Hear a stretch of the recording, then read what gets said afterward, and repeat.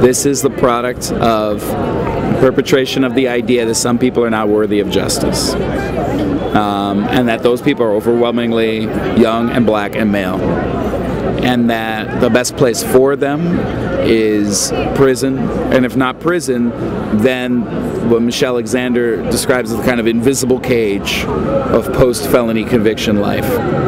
And that's what George Zimmerman saw when he saw a young man walking down the street with Skittles. He saw what our society has taught him to see. He saw someone who was already a criminal, and as she argues so cogently in her book, to be young and black and male is to be a criminal, basically, nowadays. And so that's what this was the product of. And the criminal justice system is always afraid of these cases. They're always afraid to really get into it and have real justice served, because to do so would reveal the depths to which this goes in their system. Every time claims of racial bias and patterns of racial injustice have been brought before them, they have said, yes, that is the pattern. However, we cannot admit it. However. Because to admit it would be to condemn our whole thing.